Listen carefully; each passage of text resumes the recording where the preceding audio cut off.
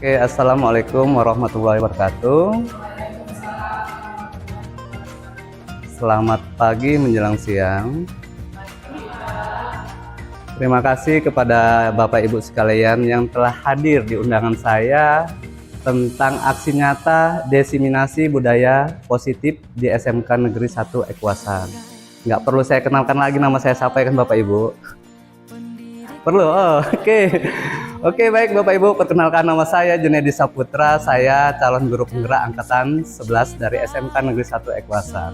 Di sini kita bicara tentang budaya positif. Berarti budaya positif apa aja yang akan kita terapkan di sekolah kita. Di sini seorang guru yang baik harus memiliki kemampuan dalam mewujudkan budaya positif di sekolah. Budaya positif tersebut dapat dijalankan dengan menerapkan konsep-konsep inti seperti yang pertama itu ada disiplin positif, motivasi perilaku manusia, keyakinan sekolah atau kelas. Keyakinan sekolah ini mungkin kita udah pernah kita buat, tapi itu tentang kesepakatan kelas. Kelas itu mau kita apakan kan gitu. Misalkan nanti kesepakatan kelas biasanya harus tepat waktu, tidak boleh ribut, menghargai teman kan gitu. Itu dia kebutuhan dasar manusia. Nanti kebutuhan dasar manusia nanti kita bahas di sini. Kemudian posisi restitusi sebagai guru itu harus sebagai apa dia? Karena nanti ada penghukum, pembuat masalah, manajer kan gitu. Kita untuk saat ini guru itu nggak mesti menghukum siswa. Makanya di sini ada segitiga restitusi.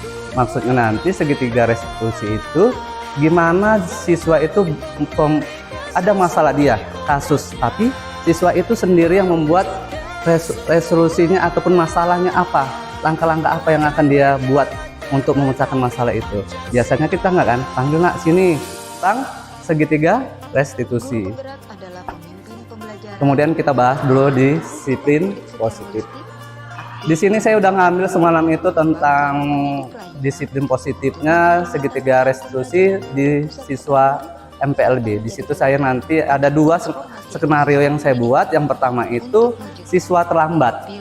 Kemudian kedua ada juga kasusnya itu membuang sampah di dalam kelas.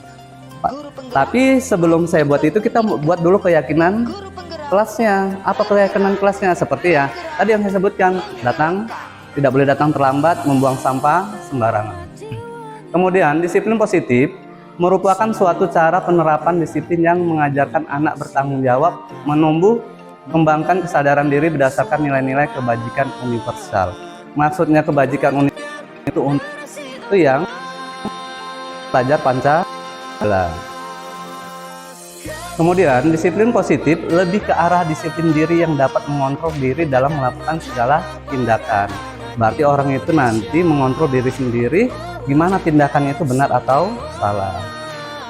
Kemudian disiplin positif dapat membuat murid memahami dan menyadari berdasarkan motivasi internal, bukan akibat paksaan ataupun pujian atau hukuman. Berarti bukan karena kita hukum orang itu baru sadar kan gitu. Seperti tadi upacara, mesti kita membawa role. Udah gitu kan kesadaran role. Kemudian motivasi perilaku manusia. Ada 3 motivasi perilaku manusia. Yang pertama itu untuk menghindari ketidaknyamanan atau hukuman. Kemudian untuk mendapatkan imbalan atau penghargaan dari orang lain. Ini biasanya kita terapkan ini ketika siswa yang banyak absen. Ada itu nanti wali kelas itu biasanya menerapkan gini, siapa yang absennya nggak ada dalam 1 bulan dapat imbalan. Misalkan nanti entah pulpen, buku biasanya ada. Tapi untuk yang kita tadi disiplin positif kita tidak menerapkan ini. Intinya orang itu gimana menghargai kita, segan sama kita, ya dari diri kita dan orang itu tanpa ada imbalan. Kemudian untuk menjadi orang yang mereka inginkan dan menghargai diri sendiri dengan nilai-nilai yang mereka percaya. Jadi inilah 3 motivasi perilaku manusia. Kemudian inilah keyakinan sekolah atau kelas. Berarti kalau keyakinan sekolah berarti seluruh warga sekolah. Tapi kalau di dalam kelas berarti guru setiap mapelnya nanti yang membuat keyakinan kelasnya itu. Mau dibawa kemana lah kelas itu kan gitu. Tapi kalau keyakinan sekolah berarti seluruh warga seperti kita lah. Misalkan kalau keyakinan sekolah berarti datang tepat waktu. Ini dia keyakinan kelasnya, kesepakatan antara guru dan murid. Ini fotonya saya ambil yang tahun lalu, ketepatan materinya sama. Ini kami membuat kesepakatan juga sama Bu Pipit ketika agen perubahan. Itu dia. Kemudian inilah keyakinan kelas kita. Keyakinan kelas atau sekolah berupa pernyataan-pernyataan universal yang mudah diingat dan dipahami dan harus diterapkan di lingkungan sekolah. Kalau kita nanti kalau memang nggak apa, kita pakai kertas plano bisa. Ini dia, kita tempel nanti, ataupun kesimpulannya kita buat di Canva, kita tempelkan di dinding. Ini dia contoh keyakinan kelasnya, saya ambil dari sekolah yang lain, karena kita kan belum ada membuat keyakinan kelasnya untuk setiap gurunya.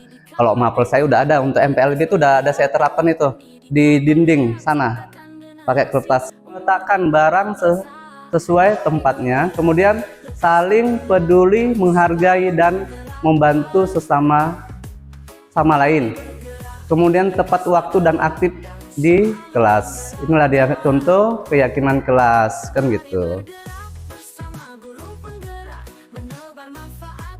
Kemudian kebutuhan dasar manusia. Kebutuhan dasar manusia itu nanti ada 5. Pernyataannya, ketika seorang murid melakukan suatu perbuatan yang bertentangan dengan nilai-nilai kebajikan atau melanggar peraturan, hal itu sebenarnya dikarenakan mereka gagal memenuhi kebutuhan dasar mereka. Ini dia, kebutuhan dasar manusia. Pertama, untuk bertahan hidup. Kemudian ada kasih, sayang, dan rasa diterima. Kemudian penguasaan. Kemudian ada kebebasan, kemudian ada kesenangan. Di sini nanti saya beri satu kasus, nanti kita cari kebutuhan dasar apa yang diinginkan dari siswa itu sebetulnya. Dan bingung menghadapi pula salah satu muridnya di kelas yang bernama Tommy. Beberapa anak telah mengeluhkan Tommy yang sering meminta bekal makan siang mereka dengan paksa. Jika Anda menghadapi situasi seperti Ibu Julaika, apa yang akan Anda lakukan? Menurut Anda, kira-kira apa alasan Doni melakukan hal tersebut? Nah, kita tadi kembali lagi ke 5 kebutuhan dasar manusia. Cobalah. Kalau untuk yang alasan ini bisa nggak? Kenapa dia meminta makanan dari kawannya? Bisa kan? Bertahan hidup, mungkin alasannya ibunya tidak membawa bekal, jadi dia meminta sama temannya. Kemudian untuk yang kebebasan pun mungkin dia bosan dengan makanan yang dibontotkan ibunya, misalkan dadar telur sama indomie aja, jadi dia ingin kebebasan. Istilahnya kebebasan itu sayurnya nggak ditetapkan, kan gitu. Oke lah, kita lanjut. Alasan pertama Tommy itu ada benar yang dikatakan Bu Dian. Karena apa? Kebutuhan bertahan hidup tadi ada, alasannya itu karena ia lapar dan orang tuanya tidak membawakannya bekal makanan siang. Alasan kedua Tommy apa? Dia butuh perhatian, berarti kasih sayang dan rasa diterima. Itu alasan yang keduanya. Alasan ketiganya adalah takut, ini ya, kekuasaan. Karena temannya jadi takut dengan dia dan menuruti keinginannya. Maka sebetulnya Tommy sedang berusaha memenuhi kebutuhan dasarnya akan kekuasaan. Berarti ingin dihargai ataupun kekuasaan dia di kelas itu.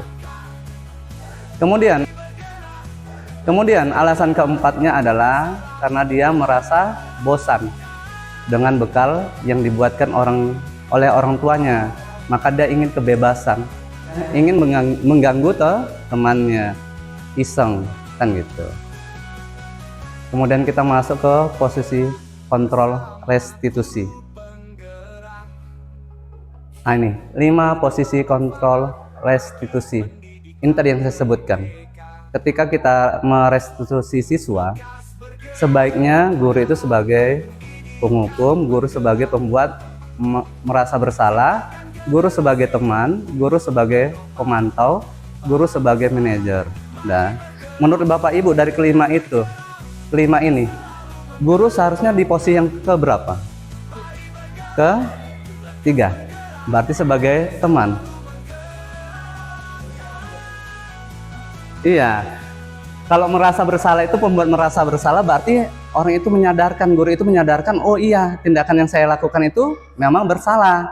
Kemudian sebagai teman, berarti sebagai teman ya just kidding aja, udah masalahnya selesai tanpa ada hasilnya kan gitu.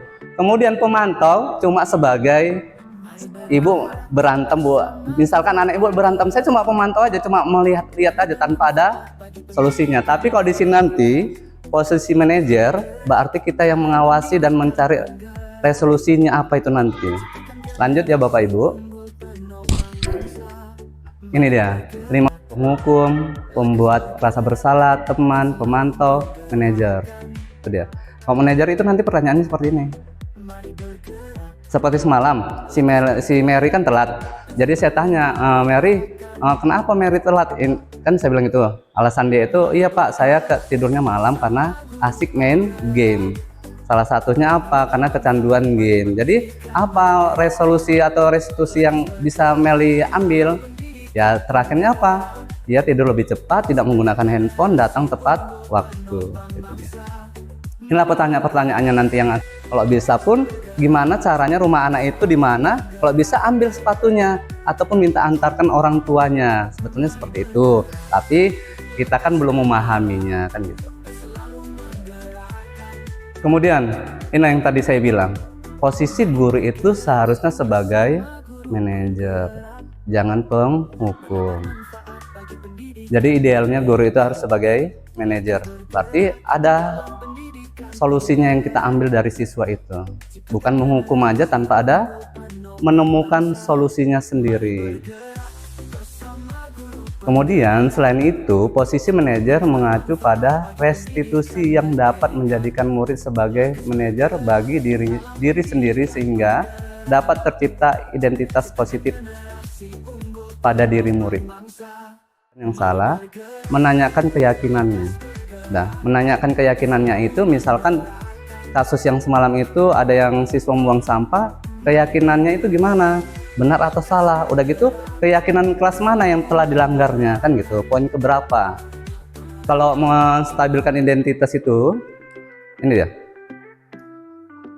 Dilakukan berdasarkan prinsip bahwa membuat kesalahan adalah bagian dari proses pembelajaran yang nantinya akan menggeser identitas gagal ke arah identitas sukses.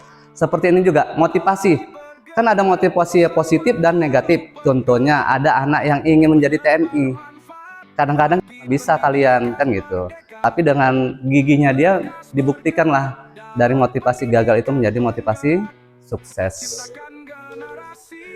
Kemudian kemudian ini deh, menstabilkan identitas. Berarti yang pertama itu apa? Berbuat salah itu adalah hal yang manusiawi. Kemudian tidak ada manusia yang sempurna. Untuk mencari tahu siapa yang benar, siapa yang salah, Bapak Ibu lebih tertarik untuk menyelesaikan masalah. Makanya ketika ada siswa yang berantem, kita tidak mesti siapa yang benar dan siapa yang salah, tapi kita harus menyelesaikan masalahnya dulu. Kemudian kalau kamu menyalahkan diri sendiri terus menerus, apakah kamu bersikap baik pada dirimu sendiri? Berarti ini untuk menstabilkan identitas. Kemudian validasi tindakan yang salah. Validasi tindakan yang salah dilakukan berdasarkan prinsip bahwa setiap perilaku berupaya memenuhi suatu kebutuhan tertentu, sehingga guru atau orang tua akan bergeser dari pemikiran stimulus respon menjadi proaktif, serta akan lebih mengenali, mengakui kebutuhan murid atau anaknya. Baiklah, ini dia ada.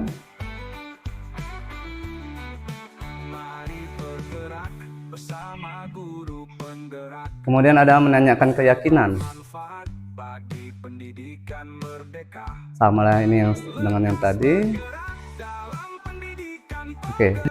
Kesimpulannya, seorang guru yang baik harus memiliki kemampuan dalam mewujudkan budaya positif di sekolah. Budaya positif tersebut dapat dijalankan dengan menerapkan konsep-konsep seperti ini. Ini dia. Berarti harus disiplin positif, motivasi pelaku manusia, keyakinan kelas, kebutuhan dasar manusia, posisi kontrol atau restitusi, segitiga restitusi. Jadi kalau posisinya tadi alangkah baiknya guru sebagai manajer, jangan sebagai penghukum. Oke, terima kasih Ibu sekalian. Ini ada kata-kata saya untuk Bapak Ibu. Semoga tergerak, lekas bergerak, dan mari menggerakkan. Jadi Bapak Ibu, saya anjurkan untuk menjadi CGP Angkatan 12. Oke, terima kasih Bapak Ibu sekalian.